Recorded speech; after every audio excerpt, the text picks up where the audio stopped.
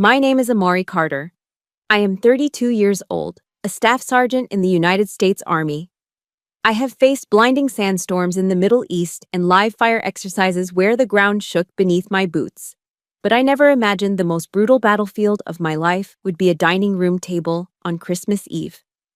That night, my mother-in-law, Judith, slammed her heavy silver fork down onto the table, pointed a manicured finger directly in my face in front of 12 guests, and hissed, "You are completely useless, Amari. How can a woman who only knows how to hold a gun possibly know how to keep a husband?" I turned to Tyler, my husband, looking for defense, looking for a partner. But he just casually sipped his expensive red wine, didn't even look at me, and issued an order. "You heard what Mother said. If you can't act like a normal woman, then leave. Don't come back until you know how to apologize to her." They thought I would cry, or beg, like I had so many times before. But they forgot who I am. In the military, when we are ambushed, we don't run away. We execute a tactical retreat to reload and counterattack. And that is exactly what I did. They think I'm weak, but they are about to learn a lesson they will never forget. If you are ready to watch me demand justice and make them pay the price, type karma in the comments. Don't forget to subscribe because my counterattack starts right now. The kitchen was a war zone, but not the kind I was trained for. There was no shrapnel, no enemy fire, just the suffocating heat of a double oven and the overwhelming scent of cinnamon and nutmeg. I wiped a bead of sweat from my forehead with the back of my wrist, careful not to get flour on my forehead. My hands, usually steady when assembling an M4 carbine in the dark, were trembling slightly as I wove the lattice crust over the apple pie. I had been up since 0500 hours, peeling 5 pounds of Granny Smith apples by hand, making the dough from scratch, trying to create something perfect, something undeniable. "You're making a mess, Amari." The voice cut through the warmth of the kitchen like a blade of ice. Judith, my mother-in-law, stood in the doorway. She looked immaculate in a silk blouse that probably cost more than my monthly base pay. She wasn't cooking. She never cooked. On the counter behind her sat piles of gourmet boxes from a high-end catering company in DC. Honey-glazed ham, scalloped potatoes, green beans almondine, all ready to be plated on her bone china and passed off as hospitality. "I'll clean it up, Judith," I said, my voice tight. "I just wanted to make Tyler's favorite, homemade." She wrinkled her nose, looking at my hands. My knuckles were rough, the skin calloused from years of drills, ropes, and cold steel. They weren't the soft, lotion-soaked hands of the women in her Northern Virginia circle.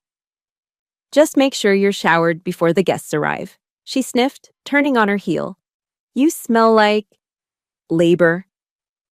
2 hours later, I was sitting at the long mahogany dining table, trapped in a green velvet dress that Tyler had insisted I wear. It was beautiful, I suppose, but it felt like a straitjacket. I felt exposed without my uniform, without the armor that told the world who I was. Around me, the air was thick with the clinking of crystal glasses and the polite, hollow laughter of 12 strangers, friends of Judith, people from the country club, people who had never worried about a deployment schedule in their lives.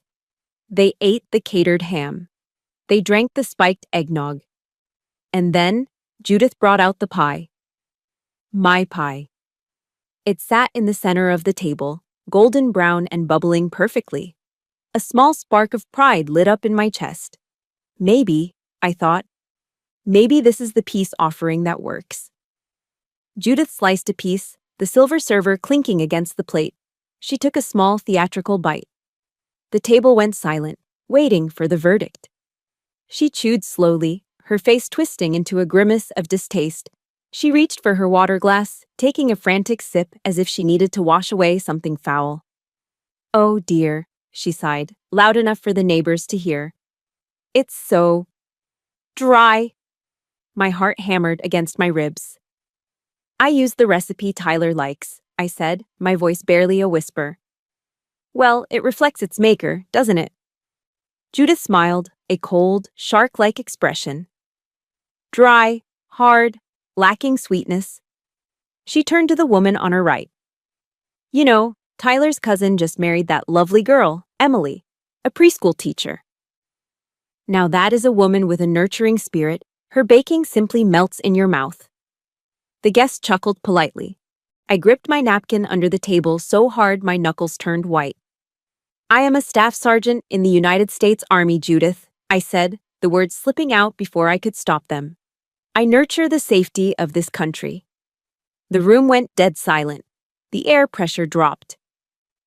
I had broken the cardinal rule of the Carter household. Do not talk back to the Queen. Judith slowly set her fork down. The metal hit the wood with a violence that made the candle flames flicker. She looked at me with pure, unadulterated loathing. You are completely useless, Amari, she hissed. Look at you. You sit there with your rough hands and your aggressive tone. The army might have taught you to kill, but they certainly didn't teach you how to be a woman, did they? How do you expect to keep a husband when you can't even provide a decent dessert? I felt the blood rush to my face, a mix of humiliation and rage that tasted like copper in my mouth.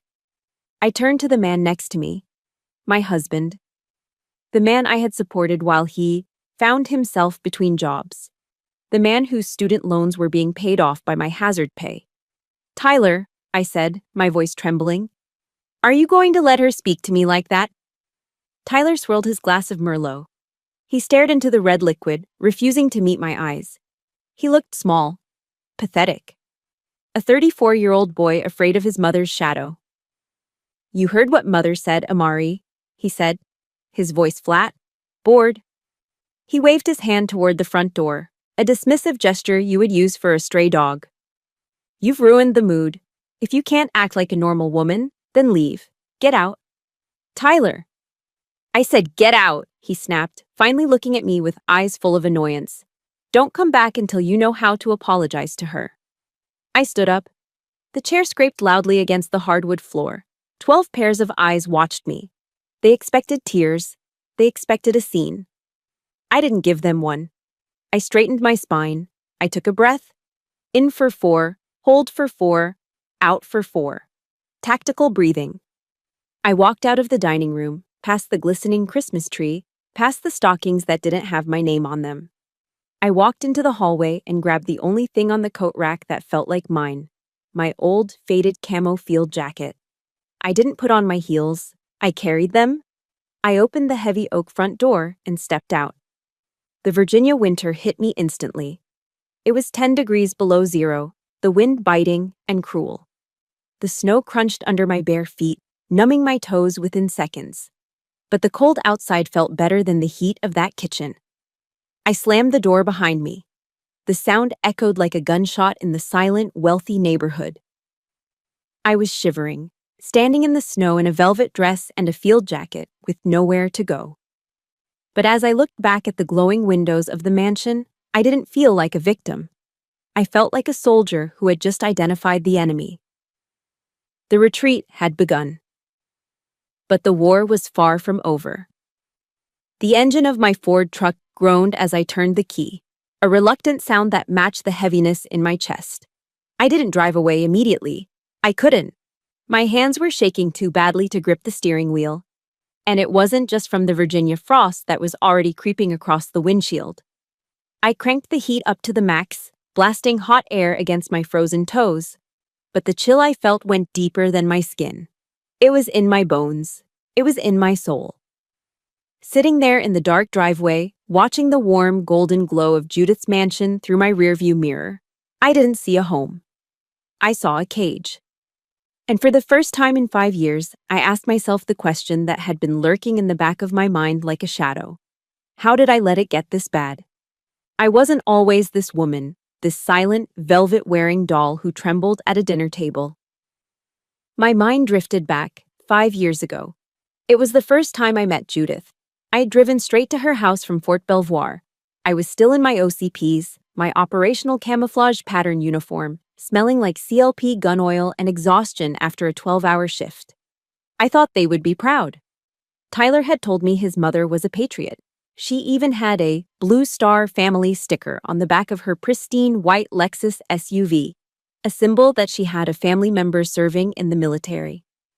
I walked up the driveway, my combat boots crunching on the gravel, feeling strong, feeling worthy. Judith opened the door before I could knock. She didn't look at my face. She looked straight at my feet. Her nose wrinkled as if she had smelled rotting garbage. "Oh," she said, her voice dripping with polite disdain. "Tyler didn't tell me you were coming. In costume." "It's my uniform, ma'am," I said, smiling, trying to be respectful. "Well, it's filthy," she countered, blocking the doorway with her body. "I just had the white oak floors refinished. You simply cannot wear those clodhoppers inside my house.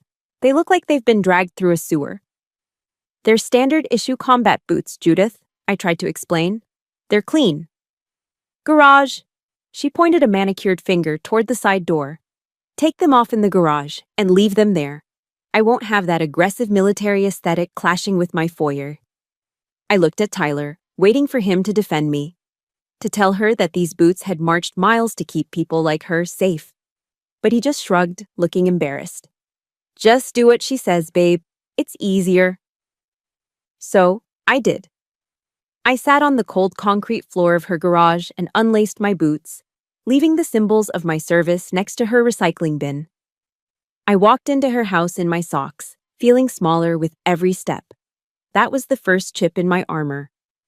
The second memory hit me as I rubbed my arms, feeling the velvet fabric of the dress that Tyler picked out. It was 2 years ago.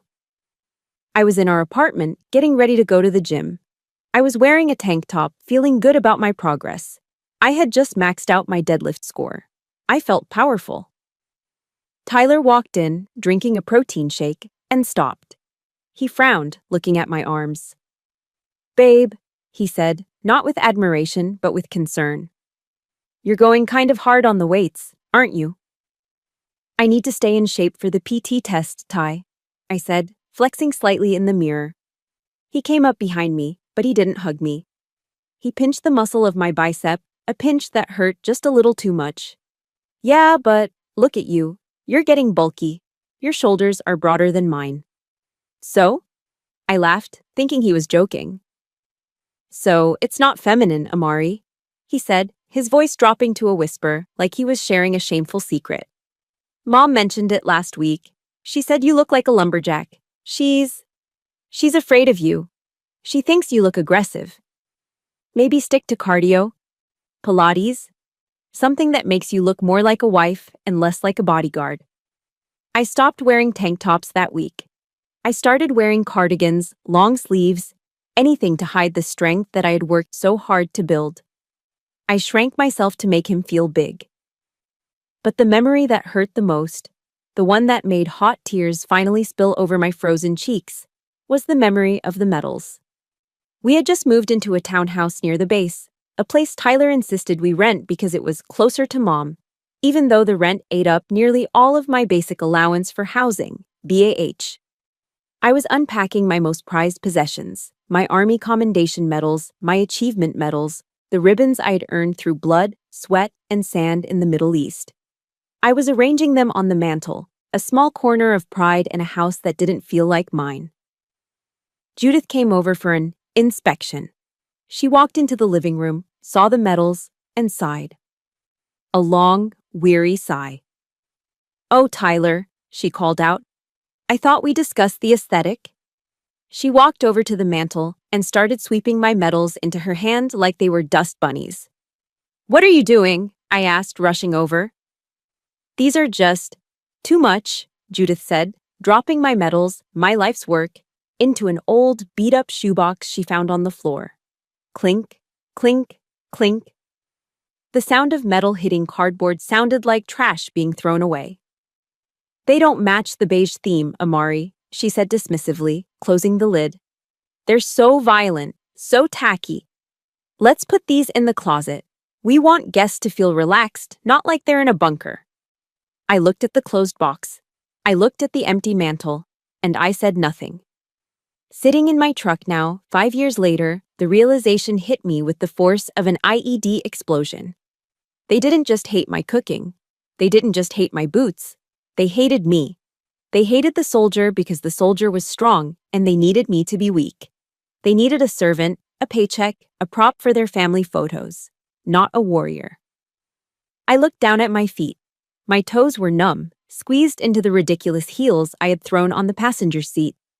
For 5 years, I'd been trying to shove a soldier's foot into Cinderella's glass slipper. I had filed down my calluses, hidden my scars, and lowered my voice, hoping that if I just changed enough, the shoe would fit. Hoping that if the shoe fit, the prince and the queen would finally love me. But the glass slipper didn't fit.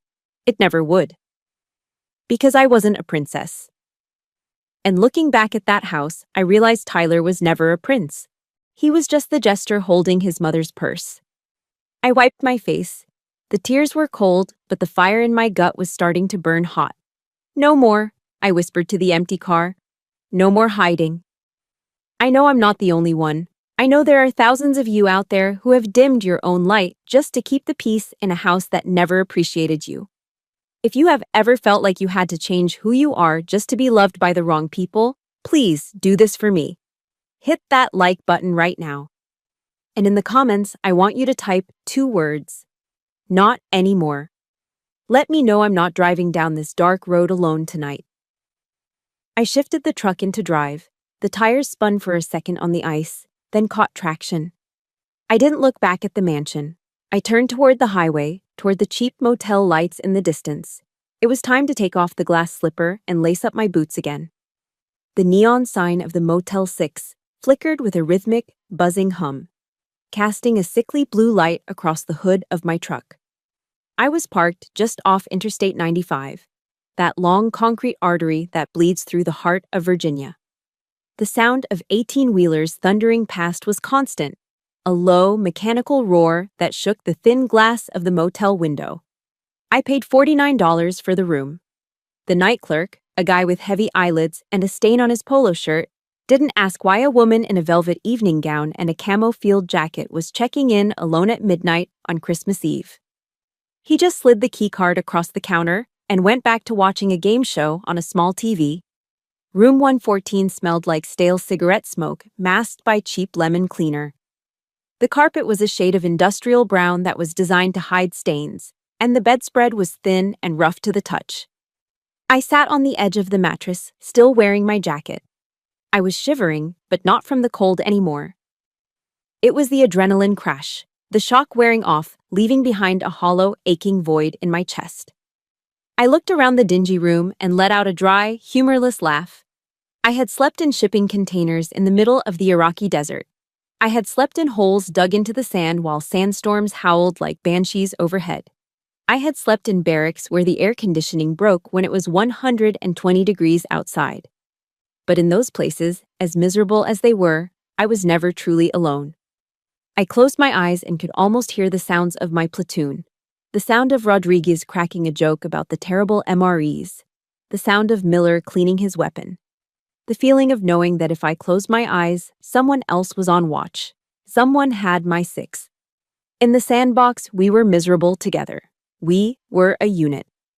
Here, in this civilized world, just 20 miles away from a $1 million mansion filled with people who were supposed to be my family, I was completely isolated. I was a ghost. My phone buzzed in my pocket, startling me. The vibration felt like a taser against my thigh. I pulled it out, my heart doing a traitorous little flip in my chest. A part of me, the part that had spent 5 years trying to be the perfect wife, hoped it was Tyler. I hoped he had woken up from his stupor. I hoped he was calling to say he was sorry, that he was coming to get me, that he loved me more than his mother's approval. The screen lit up the dark room. It was a text from Tyler. I stared at the words, reading them over and over again, trying to find a hidden meaning, trying to find the apology. "Are you pulling a stunt? Seriously, Amari? Get back here before the neighbors notice your truck is gone. You're making me look like an idiot. Mom is furious." I read it a 4th time. Not. "Are you safe?" Not. "Are you cold?" Not. "I'm sorry. Just neighbors. Appearance." "Mom."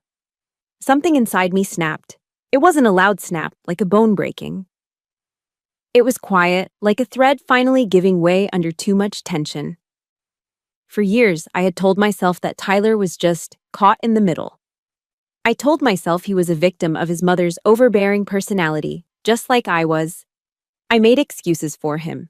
He's stressed, he's trying, he loves me, he just doesn't know how to show it when she's around. But looking at that text message, illuminated by the harsh blue light of the motel sign outside, the excuse crumbled. He wasn't a victim, he was an accomplice. In the Army, we live by the warrior ethos. One line is burned into our brains from the first day of basic training: I will never leave a fallen comrade. It doesn't matter if you're under fire, it doesn't matter if you're tired, you do not leave your people behind. You drag them out. You carry them. You die for them if you have to. Tyler hadn't just left a fallen comrade. He had pushed me down and walked away because he was afraid the neighbors might see him helping me up. I felt a tear slide down my cheek, hot and angry. I wiped it away furiously. Discipline equals freedom. The voice in my head belonged to Jocko Willink, a retired Navy SEAL commander whose podcast I listened to during my long commutes to the base. He talked about detachment, about stepping back from the chaos of emotions to see the tactical reality of a situation. Detach, I told myself. Look at the battlefield, Sergeant Carter.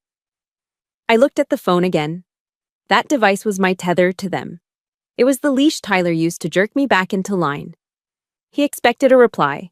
He expected me to type out a frantic apology, to say I was just blowing off steam, to ask if I could come home if I parked around the back. He expected the Amari who needed his validation to survive. But that Amari was freezing to death in a velvet dress. I remembered another thing Jocko said. There is no growth in the comfort zone. Judith's house, with its radiant floor heating and catered food, was supposed to be a comfort zone.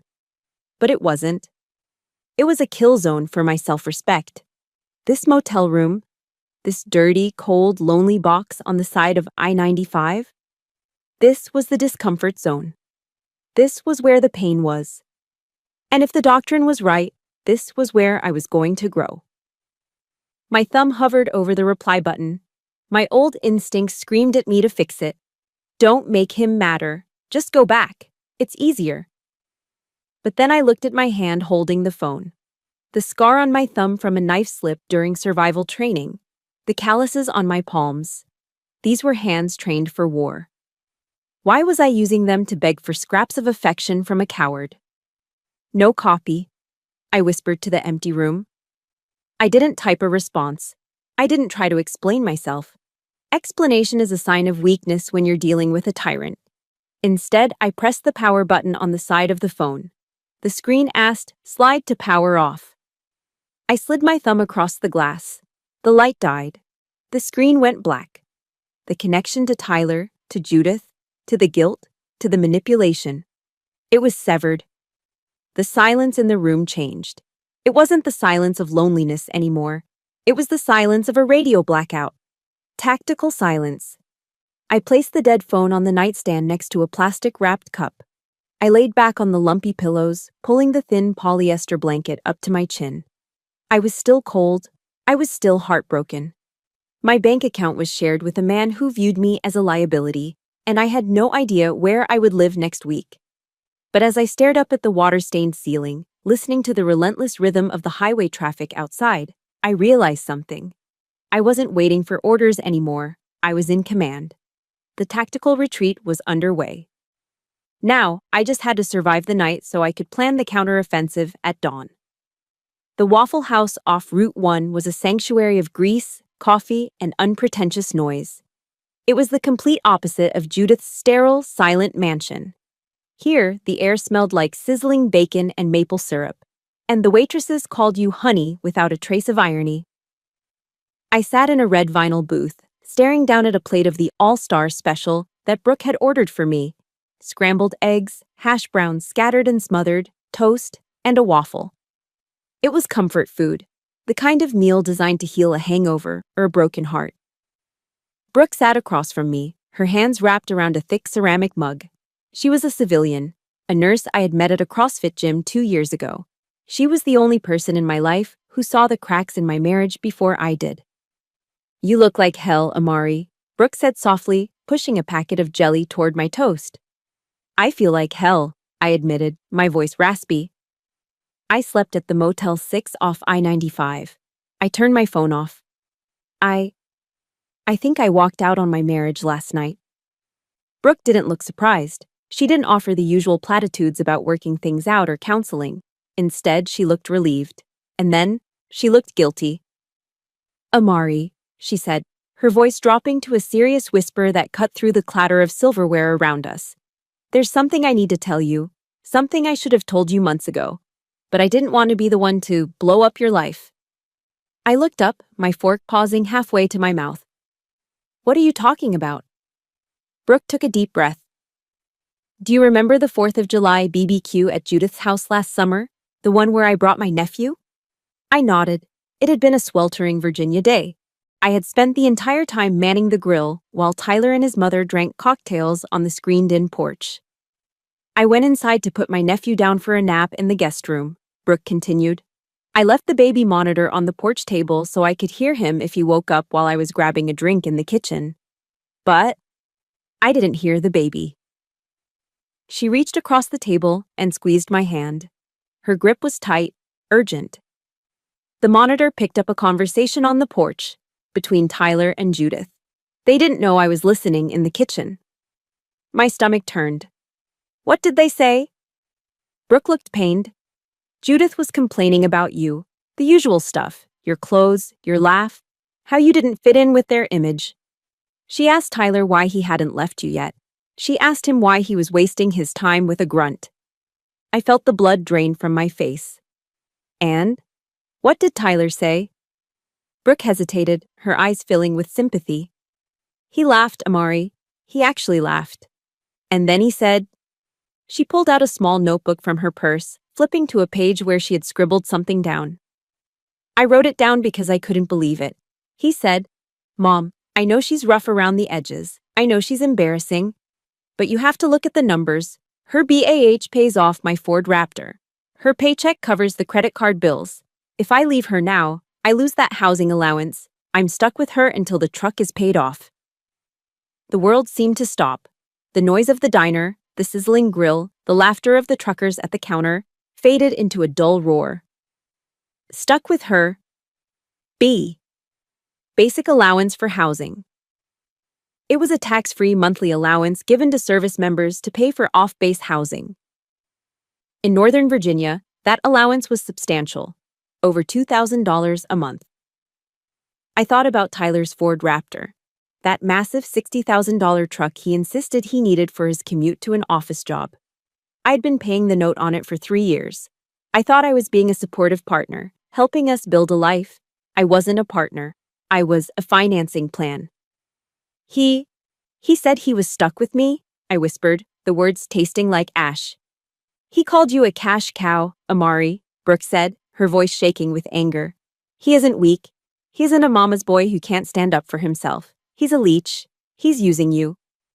I felt a wave of nausea. All the times Tyler had asked to borrow money, all the times he suggested we use my card for dinner because he was short this week, all the times he pushed me to take extra shifts or volunteer for deployments because we need the savings. It wasn't for us. It was for him. I didn't want to believe it, I said, tears welling up again. I thought he just struggled with money." "He doesn't struggle with money," Brooke said firmly. "He struggles with morality." She pulled out her phone. "There's one more thing. After the BBQ, I tracked down Catherine. You know, the crazy ex Tyler always talks about. The one who supposedly cheated on him." Brooke nodded. "I called her this morning while you were on your way here. I told her you walked out. She wants to talk to you." Brooke tapped the screen and put the phone on speaker, sliding it toward me on the Formica table. "Hello?" A woman's voice came through, clear and sharp. "Catherine, it's Amari," I said, my voice trembling. "Amari," Catherine said. Her tone wasn't hostile. It was full of pity. "Did he do it? Did he finally drain you dry?" I don't understand," I stammered. "Tyler told me you cheated on him, that you broke his heart."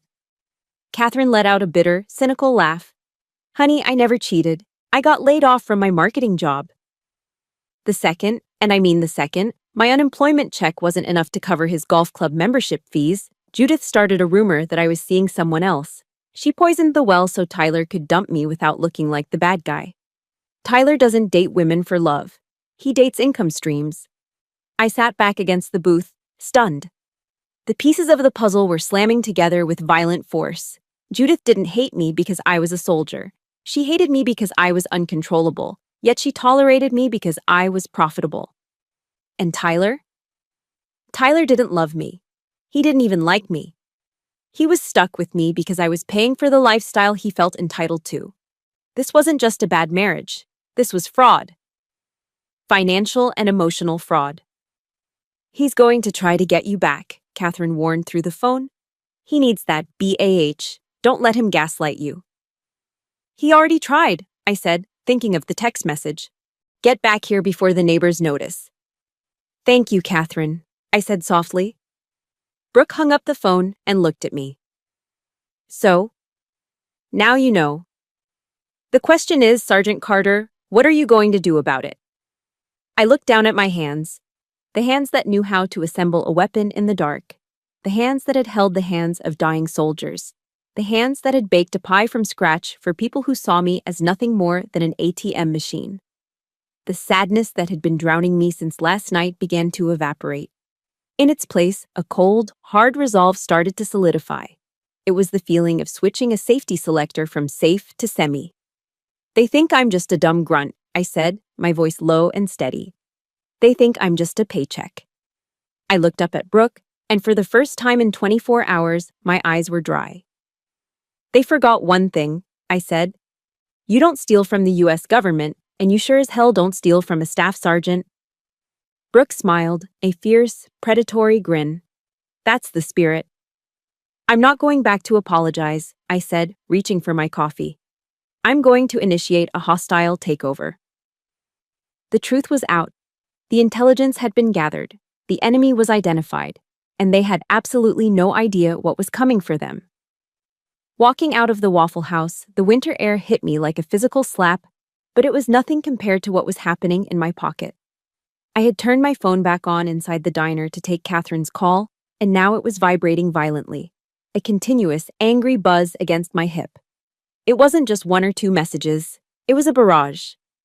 I pulled the device out, squinting against the harsh, mid-morning sun. My screen was filled with notifications, missed calls from numbers I didn't recognize, Facebook notifications. But the one that stopped my heart was a text from Sergeant First Class Miller, my platoon sergeant, and a man who didn't deal in rumors. Carter, I'm getting calls. People saying you've gone 10-7, saying you're a danger to yourself. Do I need to get the commander involved, or is this civvy bullshit? Report in. My stomach dropped through the floor. Gone 10-7 was police code for out of service, but in our world, in the rumor mill of the base, it meant something darker. It meant a mental break. What is it? Brooke asked, noticing the color drain from my face as we stood by her car.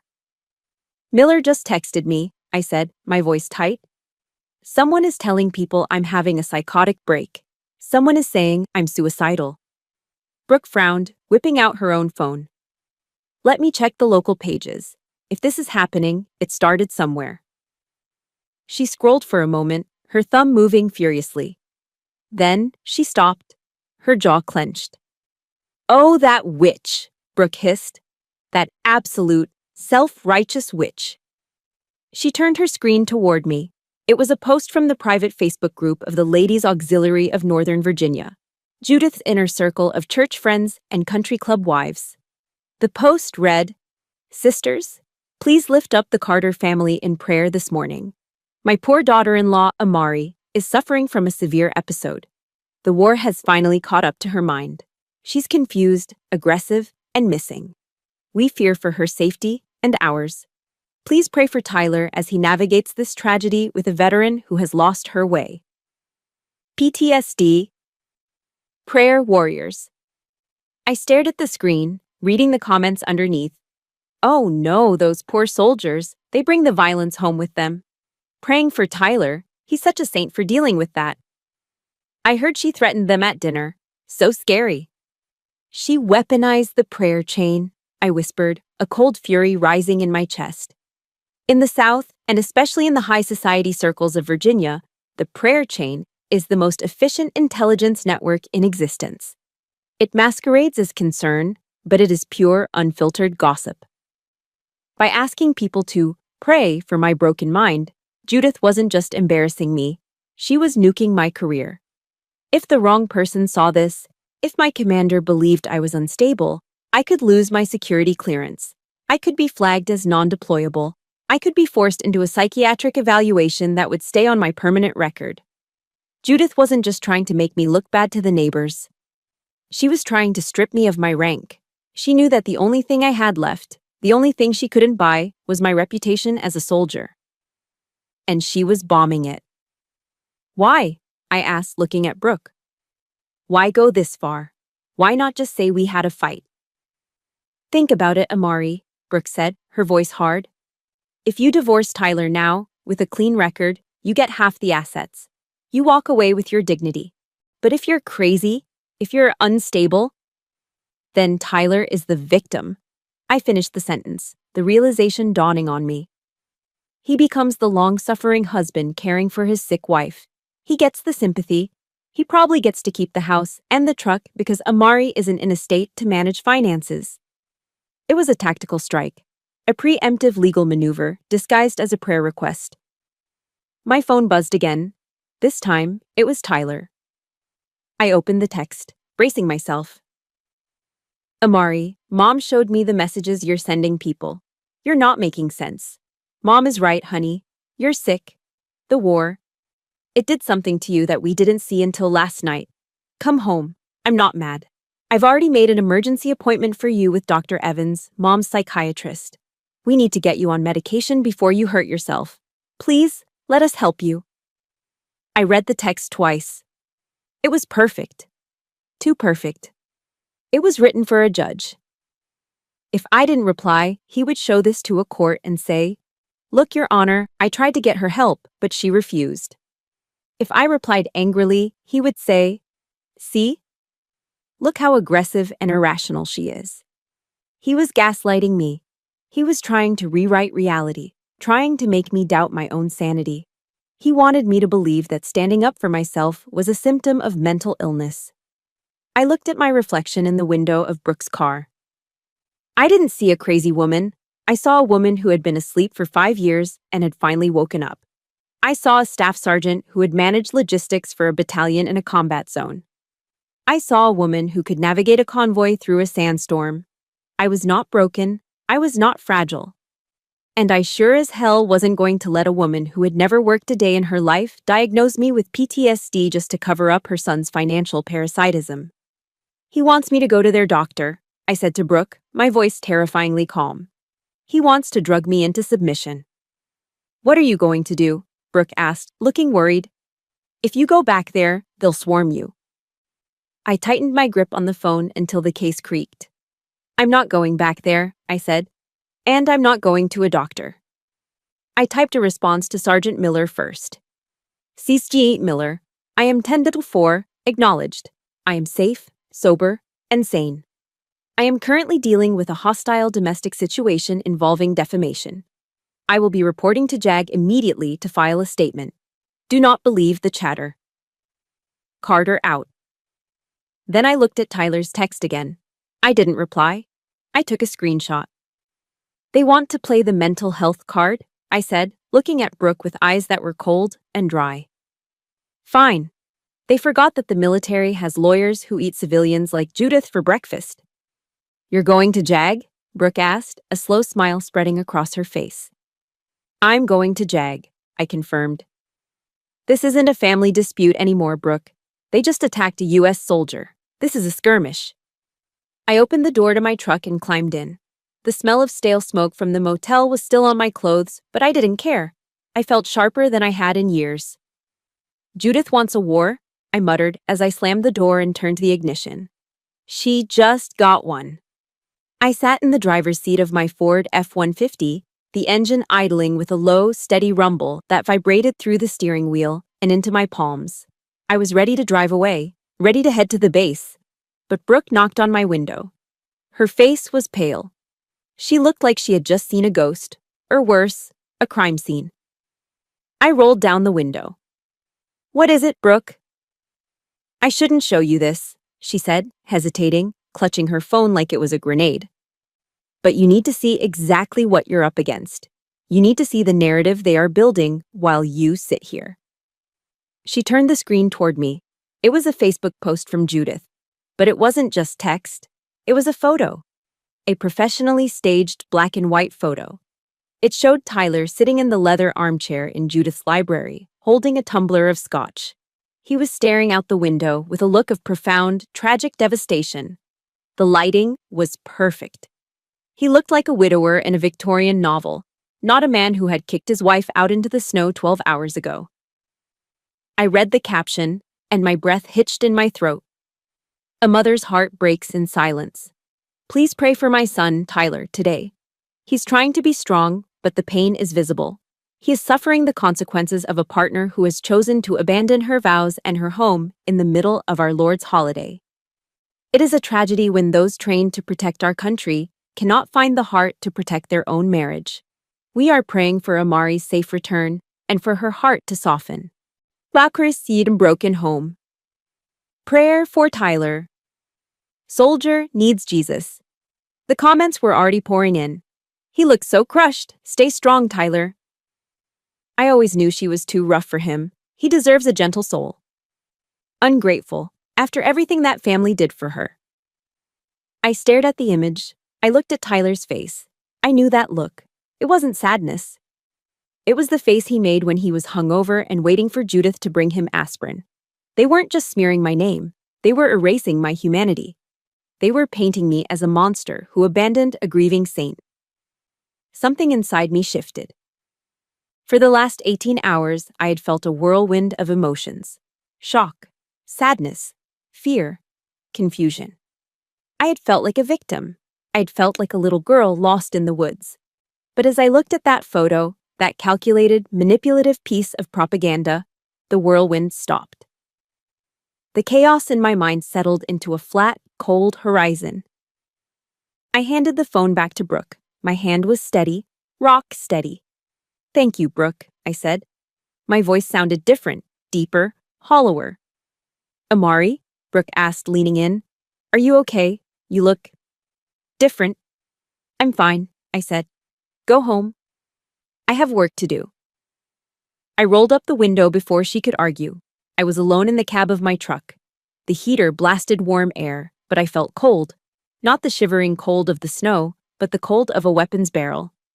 I reached into the center console. Buried under a stack of old gas receipts and spare change was a small, worn book with a camouflage cover. My field Bible. I had carried it on 2 deployments. It had sand from Iraq still stuck in the binding. I opened it.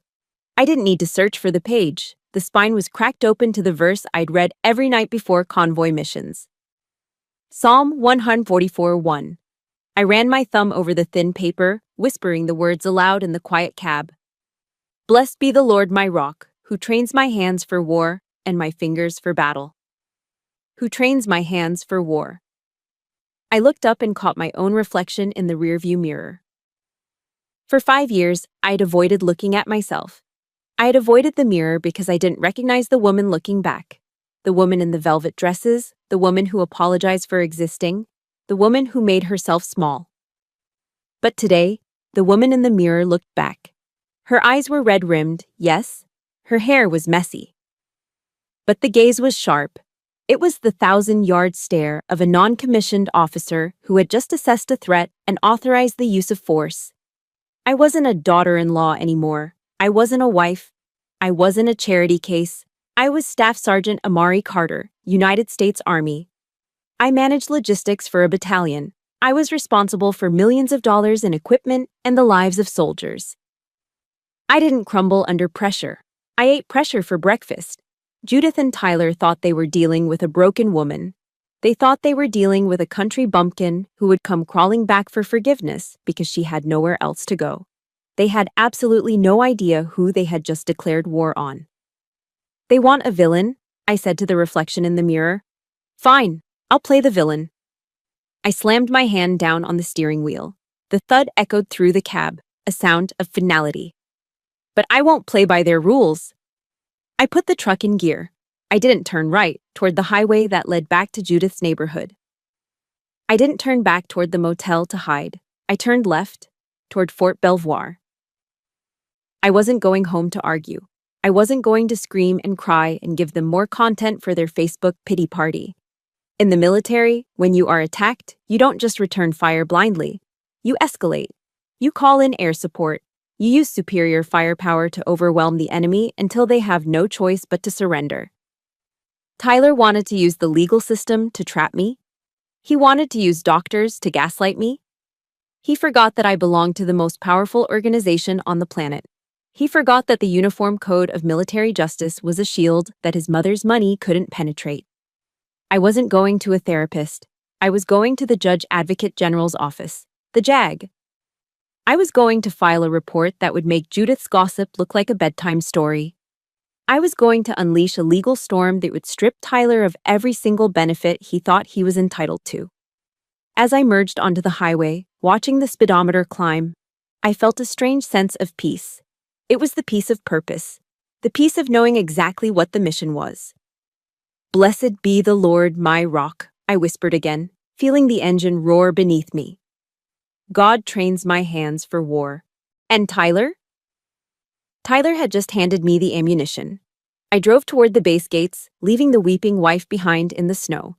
The soldier had taken command. I know that right now, listening to this, there are so many of you who have reached this exact moment. That moment when the tears stop, the sadness evaporates, and you realize you are done being a victim. If you have ever had that moment where you looked in the mirror and decided to fight back, I need you to show me right now. Hit that like button to stand with Amari. And in the comments, I want you to type one simple word. Enough. Tell the world that you are done being stepped on. I tapped the GPS screen. Destination: JAG Corps Legal Office. Estimated time of arrival: 20 minutes. Run, Tyler. Run while you still can. The fluorescent lights of the Judge Advocate General's office, the JAG, hummed with a frequency that usually gave people headaches. To me, it sounded like salvation. I sat in a stiff wooden chair across from Captain Richardson, a sharp-eyed legal officer with a high and tight haircut and zero tolerance for nonsense. On the desk between us lay the foundation of my life: my military service record, my earnings statement, and the threat text from Tyler. "Let me get this straight, Staff Sergeant," Captain Richardson said, leaning back and crossing his arms. "Your husband is threatening to have you declared mentally incompetent by his mother's private doctor?" "Yes, sir," I replied, my voice steady. "He believes that if he can prove I have severe PTSD, he can file for power of attorney or at least sway a divorce court to grant him control of our marital assets, specifically my future pension and my BAH." The captain let out a short, dry laugh. It wasn't a happy sound. "Virginia is an equitable distribution state, Carter. But military benefits? Those are federal. And attempting to weaponize a mental health diagnosis to seize control of a service member's finances? That borders on fraud. Especially if we can prove he's the one creating the hostile environment." He slid a notepad toward me. "He can't touch your disability. He can't touch your pension unless a court awards it as property, and no judge is going to give a dime to a man who kicked his wife out into the snow on Christmas Eve. You are the soldier here. You are the one protected by the Service Members Civil Relief Act in specific contexts. We're going to make sure he knows that." I felt a knot in my chest loosen. "So, I have the high ground?" "You have the high ground," he confirmed. "But you need ammunition. I need you to document everything, every dollar, every insult, every text message." "I'm on it, sir." I left his office and headed straight for the base library. I needed a computer, a printer, and a red pen. For the next 3 hours, I didn't think about my broken heart. I didn't think about the cold look in Judith's eyes. I became a forensic accountant. I logged into our joint bank account. I had always been too tired after work to look closely at the statements. I just made sure the bills were paid and trusted Tyler to handle the discretionary spending. Trust? It's a dangerous thing when placed in the wrong hands. I hit print on the last 24 months of statements. The printer churned out page after page, warm and heavy in my hands. I sat at a corner table and uncapped my red pen. First, I circled my deposits. the Army paycheck. The BAH, Basic Allowance for Housing. It was consistent, reliable. Then I looked at the withdrawals. The red ink started to bleed across the page like a wound. Titleist, TS3 driver, $549.99. Myrtle Beach Golf Resort, 1,200 wohars. Total wine and more, 340 wohars a weekly. Porsche of Arlington. Service depth for his project car, 800 feet hars, wohars. I stopped at one entry from last month. Tiffany & Co., 450 cars. Force, I touched the paper. I hadn't received anything from Tiffany's. I hadn't received a birthday gift, an anniversary gift, or a Christmas gift in 3 years. I scrolled back to the date. November 14th. That was the week of his mother's birthday. He had used my hazard pay, money I earned while dodging mortar fire, to buy his mother a silver bracelet. And then he had come home and told me we couldn't afford to replace the bald tires on my truck. Unbelievable, I whispered. I did the math in the margins. Over the last 2 years, Tyler had spent 80% of our combined liquid income. My salary wasn't building our future. It was funding his cosplay of a wealthy aristocrat. He wasn't stuck with me, as he told his mother. He was dependent on me. I was his host organism. I organized the stack of papers. This wasn't just spending. Under the law, this was dissipation of marital assets. He was wasting our money on personal indulgences while I scrimped and saved. I opened a blank Word document. It was time to write the letter. But this wasn't going to be a tear-stained letter of resignation. I treated it like a DA Form 2823, a sworn statement. Subject: Incident Report. Financial irregularities and domestic displacement. I typed furiously, the keys clacking like machine gun fire in the quiet library. I listed the facts. Cold, hard, undeniable. Item 1. On 24 DEC at 2000 hours, Judith Sterling verbally assaulted me regarding my profession. Item 2. On 24 DEC at 2015 hours, Tyler Carter evicted me from the marital residence. Item 3. Review of financial records indicates unauthorized expenditure of $42,000 over 24 months on non-marital goods. Specifically, I attached the screenshots of the text messages where he threatened to force me into psychiatric care. I attached the photos of the bank statements with the red circles. I added the email addresses to the recipient line. 2. Tyler Carter. CC. Judith Sterling. CC. Reverend Thomas, Judith's pastor. CC. The entire Sterling family mailing list, which I had access to from planning the BBQ. I hovered the mouse over the send button. Not yet, I told myself. Strategic patience. If I sent it now, they would blow up my phone while I was still vulnerable. They would come to the base. They would try to intercept me. I needed to be a ghost when this bomb went off. I clicked Save to Drafts. I packed up my evidence, my receipts, literally and figuratively, and walked out of the library. My final stop was the company headquarters. First Sergeant Miller looked up from his desk when I walked in. He saw the look on my face. He didn't ask stupid questions. What do you need, Staff Sergeant? I need 48 hours of emergency leave, First Sergeant, I said. I have a domestic situation that requires relocation. I need to secure new quarters and move my gear. Miller nodded slowly.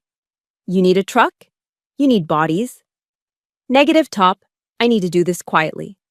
I need to extract my personal effects from a hostile environment without engaging the enemy. He signed the form without blinking. Granted. You go dark. If they call here looking for you, I haven't seen you. Watch your six, Carter. Hoo-ah, First Sergeant. I walked back to my truck as the sun began to set behind the hangars. The base was calm. The flag was being lowered for the retreat ceremony, the bugle notes of "To the Colors" drifting across the cold air. I stopped and saluted the flag, feeling a lump in my throat. This was my family. This structure, this discipline, this code. This was where I belonged. Not at a dining table being told I was worthless. I climbed into my truck. I had my leave approved. I had my legal protection. I had the evidence that would destroy Tyler's reputation and his bank account. The plan was simple. Tomorrow morning, Tyler would leave for work at 800. Judith had her tennis lesson at 0900. The house would be empty. That was my window. I wasn't just going to leave. I was going to disappear. And when I was gone, I was going to drop the email that would burn their world to the ground. Operation Ghost Protocol was a go. H-hour was set for 09 p.m. tomorrow. 0900 hours. The target was on the move. I sat in my Ford F-150, parked 3 blocks away behind a cluster of oak trees, watching through binoculars. Judith's pristine white Lexus SUV backed out of the driveway, heading toward the country club for her Tuesday morning tennis lesson. Tyler had left an hour earlier in his Raptor, presumably to go sit in his cubicle and pretend to be a tycoon. The house was finally empty, and this was H-hour. I put the truck in gear and rolled slowly down the street.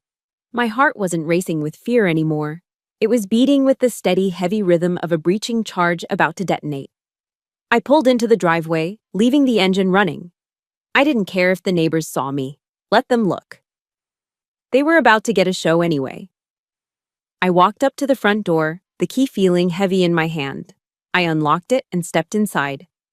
The silence of the house was immediate and oppressive, smelling of expensive vanilla potpourri and deception. For years, walking into this foyer had made my stomach knot with anxiety, wondering what I had done wrong, what speck of dust Judith would find, what passive-aggressive comment Tyler would make. Today, I felt nothing but the urge to purge. I moved fast. I didn't run. Running attracts attention, but I moved with a purpose.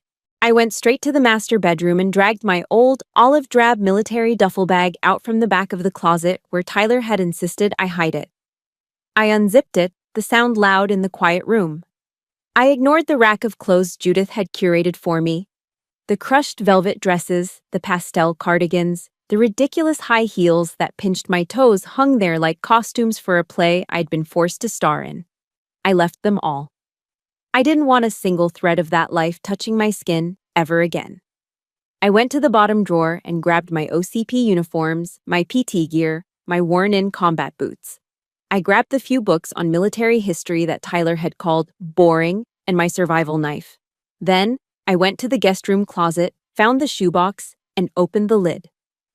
There they were, my commendation medals, my achievement medals, the ribbons that represented years of my life, sand in my teeth, and friends lost. Judith had tossed them in here like they were junk jewelry. I gently wrapped them in a t-shirt and placed them in the safest pocket of my duffel bag. "Let's go, Gunner," I called out softly. From the laundry room, a golden head popped up. Gunner, our 6-year-old golden retriever, trotted out, his tail wagging uncertainly. He was the only living thing in this house that had ever shown me unconditional love. Yet Tyler hated walking him because dog hair ruins the car upholstery. I clipped the leash onto his collar and whispered, "You're coming with me, buddy. We're done here." He seemed to understand, pressing his side against my leg without a bark. I hauled the heavy duffel bag over my shoulder. It weighed about 50 pounds, but it felt light as a feather. I had one last stop, the kitchen. I walked to the massive marble island, the centerpiece of Judith's pride, and reached into my pocket to pull out my wedding ring. It sparkled under the recessed lighting, a 2-carat diamond that I knew was high-grade cubic zirconia because I had found the receipt in his glove compartment 3 years ago. I placed the fake ring in the center of the counter. Then I reached into my other pocket and pulled out the challenge coin. Tyler kept it on his desk, claiming a 2-star general had palmed it to him for his civilian leadership, but it was a $15.99 eBay purchase.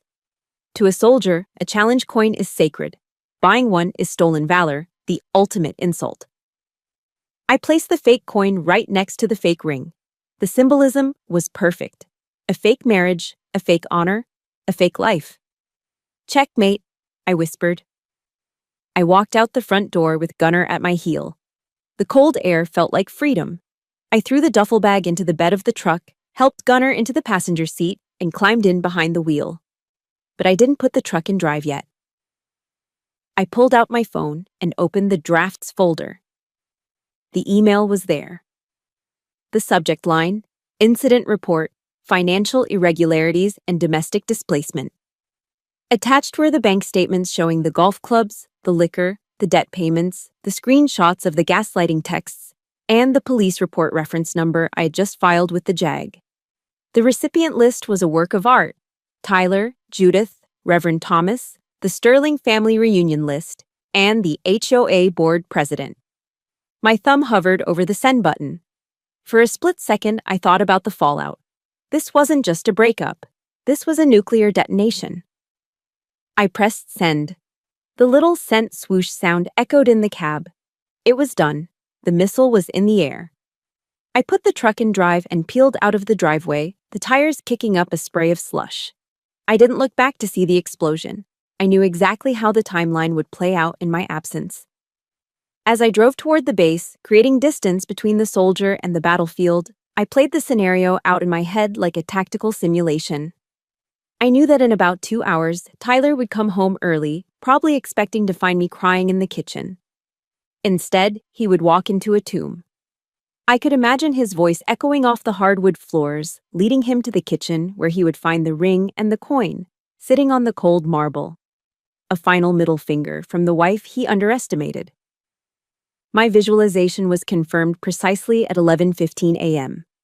I was standing in line at the base housing office when my phone lit up. But it wasn't a text from Tyler. It was a notification from the bank app. Alert: joint account frozen due to suspicious activity investigation. And then, the silence broke. My phone started buzzing, not a vibration, but a continuous, frantic spasm. Ding, ding, ding. Messages from Tyler's cousins, messages from the church ladies, messages from Judith. I didn't look at them. I set the phone on the counter, watching the notifications stack up like body bags. Brooke called me 5 minutes later, sounding breathless. "Amari," she gasped. "I'm at the grocery store. Judith is in the produce aisle. She just checked her email on her phone. She just dropped a gallon of milk on the floor. It exploded everywhere. She's screaming at her phone in front of everyone." I leaned back against the counter, stroking Gunner's soft head as a rare, genuine smile spread across my face. "Target destroyed," I said softly. The tactical retreat was over. The counteroffensive had just landed a direct hit. I didn't stick around to watch my former life implode, but in a military town like Northern Virginia, news travels faster than a supersonic jet. And when that news involves a civilian trying to breach a federal military installation, it travels at the speed of light.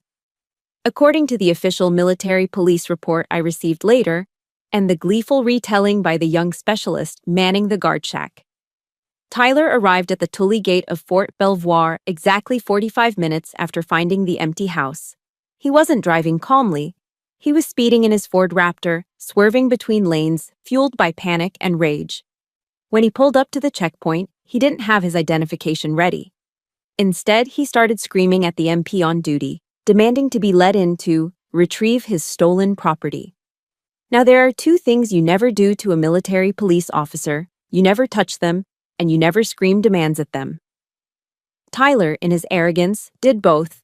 When the MP asked him to step out of the vehicle, Tyler apparently lunged for the door handle, shouting, "Do you know who I am? My wife is in there. She stole my dog." The result was swift, violent, and entirely predictable. Tyler didn't get to march into the base and drag me home. Instead, he found himself face down on the cold asphalt with a knee in his back and handcuffs ratcheting tight around his wrists. He was arrested for disturbing the peace on a federal installation and failure to obey a lawful order. His precious Ford Raptor was towed. The incident report noted that he was hysterical and uncooperative. It was the first time in his life that Tyler Carter faced a system he couldn't manipulate with his mother's money or a charming smile. The United States Army does not care about your country club membership. While Tyler was getting a crash course in federal law enforcement, Judith was facing a tribunal of a different kind. Sunday morning arrived with the usual pomp and circumstance at their affluent community church. Usually, Judith Sterling would walk into the narthex like she owned the building, greeting her prayer chain circle with the benevolent air of a queen holding court. But this Sunday was different. My email had hit the inbox of every influential woman in that congregation on Tuesday. They had read the bank statements. They had seen the text messages, but most damning of all, they had read my detailed account of how Judith mocked my service, how she called a soldier useless and a mental case, because I didn't bake a pie to her standards. In Virginia, patriotism isn't just a sentiment, it's a social currency. Almost everyone in those pews had a father, a son, or a husband who served. Disrespecting the troops is the one sin that Southern hospitality does not cover. Brooke's mother, who attends the same service, told me later that when Judith walked in, the room didn't go silent. It went cold. Judith approached Mrs. Higgins, the head of the altar guild. Mrs. Higgins simply turned her back and began adjusting a flower arrangement. Judith tried to wave at the pastor's wife. The woman looked straight through her, as if she were made of glass. Then came the coup de grace. One of the older matriarchs of the church, a woman whose grandson was a Marine, walked right up to Judith in the middle of the aisle. She didn't shout. She leaned in and whispered loud enough for the surrounding pews to hear. "Judith, honey, we saw the email. You might want to pray for your own soul before you worry about anyone else's. We don't take kindly to people who spit on the flag in this house." Judith turned a shade of pale that matched the church walls. She didn't stay for the sermon. She turned on her heel and walked out, humiliated in the sanctuary she had ruled for decades. She had tried to use the church to destroy me, but the shrapnel had blown back right in her face. The final act of this tragedy played out 3 months later in a sterile conference room at a lawyer's office in Arlington. It was time to sign the divorce papers. Tyler was already there when I walked in with my JAG-appointed legal counsel. He looked terrible. He had lost weight, but not in a healthy way. His hair was unkempt, and the arrogance that used to define his posture was gone, replaced by a nervous twitch in his leg. He didn't look at me. He looked at the stack of documents on the mahogany table. My lawyer, Captain Richardson, had made it very clear to Tyler's attorney. We had enough evidence of financial dissipation and attempted fraud to tie Tyler up in court for years. We could go after him for every penny of the BAH he had squandered. We could expose his spending habits to his employer, or he could sign an uncontested divorce decree. The deal was simple. I kept my pension, I kept my dog, I kept every cent of my future earnings. He kept his debts, his leased truck, and his mother. "Just sign it, Tyler," his lawyer whispered, sounding exhausted. "It's the best deal you're going to get." Tyler picked up the pen. His hand shook. For a second, I thought he might try to speak to me, might try to gaslight me one last time with a "I still love you" or "We can fix this." But he looked at the thick file folder sitting next to my elbow, the file labeled Evidence, Financial Records. He knew what was in there. He knew I held the nuclear codes to his reputation. He signed, scratch, scratch, scratch. He pushed the papers across the table without a word. "We're done here," Captain Richardson said, gathering the documents efficiently. I stood up. I looked at the man I had vowed to spend my life with. I searched inside myself for some feeling, anger, sadness, maybe even a little pity. But there was nothing. It was like looking at a stranger in a grocery store line. He was just a man. A small, sad, greedy man who had mistaken kindness for weakness. "Goodbye, Tyler," I said. My voice was calm, level. He didn't answer. He just stared at the table. I walked out of the office building and stepped onto the sidewalk. The spring air was crisp. The cherry blossoms in DC were just starting to bloom, painting the city in strokes of pink and white. I took a deep breath, filling my lungs until they stretched against my ribs. In the Army, we do these things called ruck marches. You strap a 50-pound pack to your back and march for 12, 15, sometimes 20 miles. The weight grinds into your shoulders. Your hips bruise, your feet blister. You get used to the pain. It becomes a constant, dull background noise to your existence. But the moment you finish, the moment you unclip that waist belt and let the pack drop to the ground, there is a sensation that is impossible to describe to someone who hasn't felt it. It isn't just relief. It feels like you are floating. You feel light. You feel like gravity has lost its hold on you. Standing there on the sidewalk, watching the traffic flow by, I felt exactly like that. The 50-pound rucksack of Judith's criticism was gone. The heavy weight of Tyler's financial parasitism was gone. The constant grinding pressure to be someone I wasn't had simply vanished. I wasn't happy. Happiness would take time to rebuild. But I was light. I walked to my truck, where Gunnar was waiting in the passenger seat, his nose pressed against the window. I unlocked the door and climbed in. "Ready to go home, buddy?" I asked him. Home wasn't a mansion. It wasn't a place filled with expensive furniture. Home was a small apartment near the base. Home was my uniform hanging in the closet. Home was the peace of mind that came from knowing that every dollar in my pocket, every medal on my wall, and every decision I made belonged to me. I put the truck in gear and merged into traffic. The rearview mirror was clear. No one was chasing me. The enemy had been neutralized. The battlefield was cleared. And for the first time in a long time, the road ahead was wide open. "Attention to orders!" The voice of the battalion commander boomed across the parade field, cutting through the crisp Virginia air. I stood at the position of attention, my spine straight as a steel rod, my chin parallel to the ground. But this time, my heart wasn't racing with anxiety. It was swelling with a quiet, undeniable pride.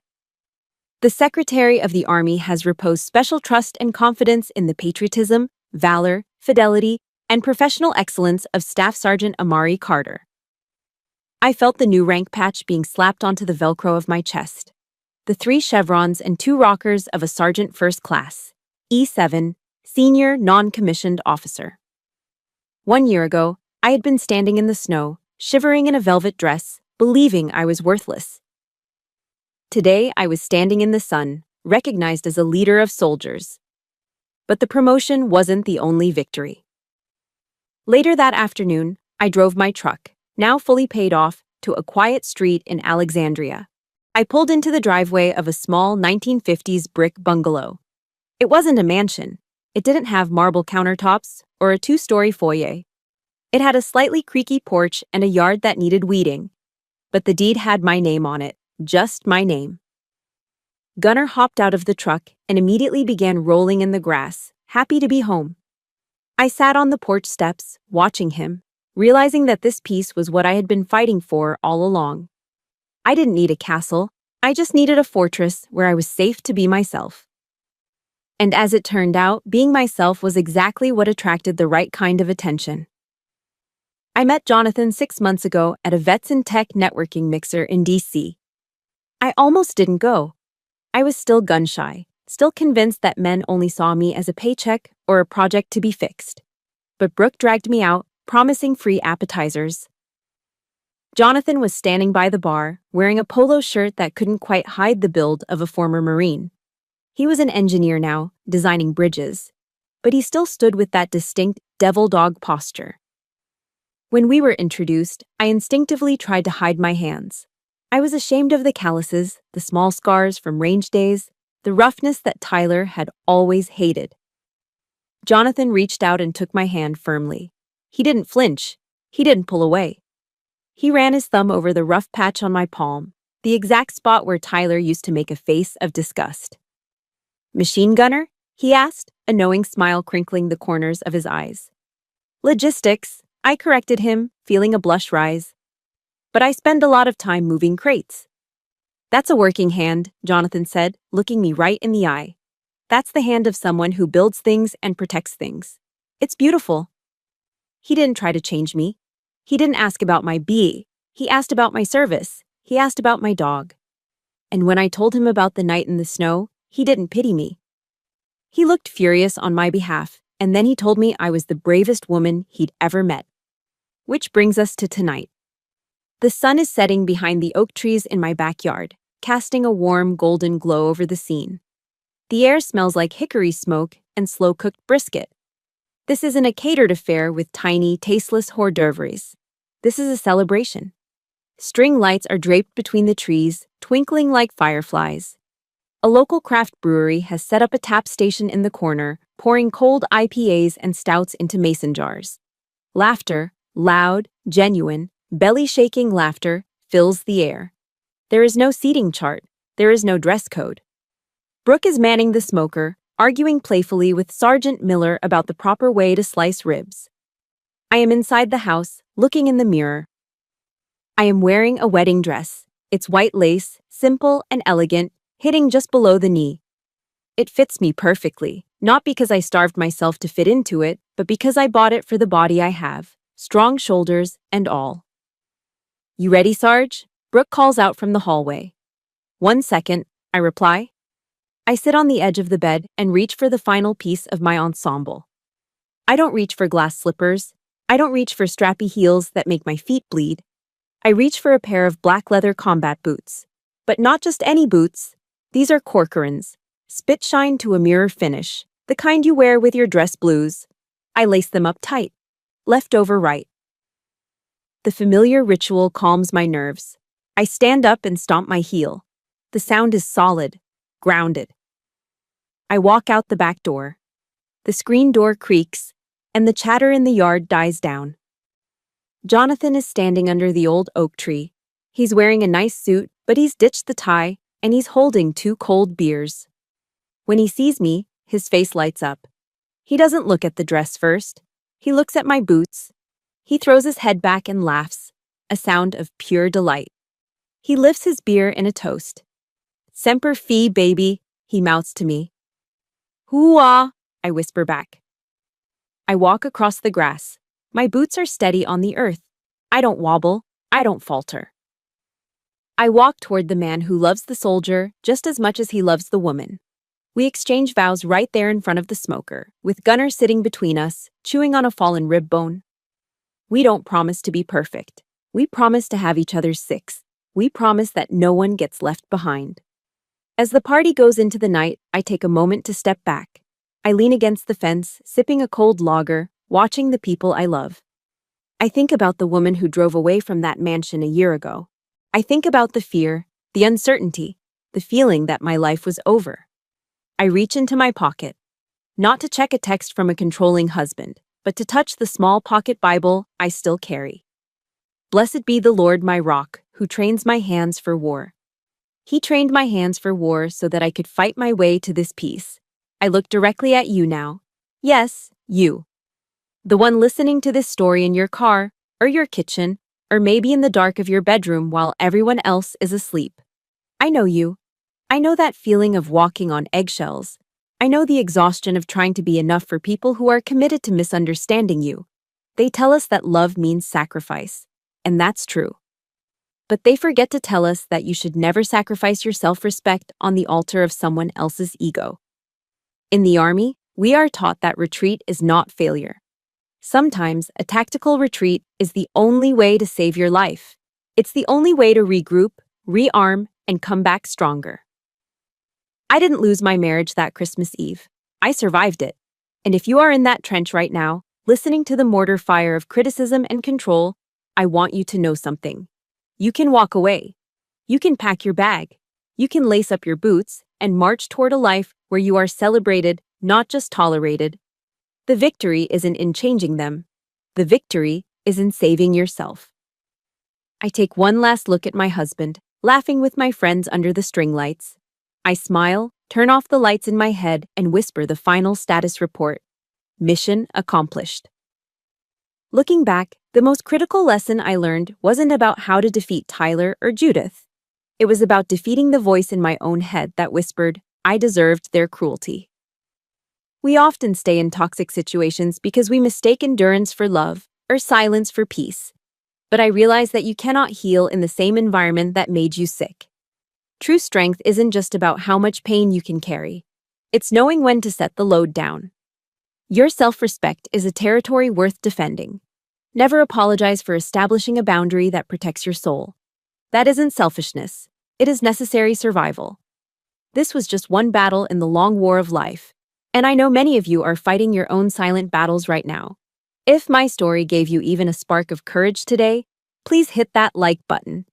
It helps this message reach other soldiers in the trenches who need to hear it. And I want to hear from you. Have you ever had to execute a tactical retreat to save yourself? Share your victory in the comments below. Don't forget to subscribe and turn on notifications so you never miss a briefing. Until next time, stay strong and hold the line.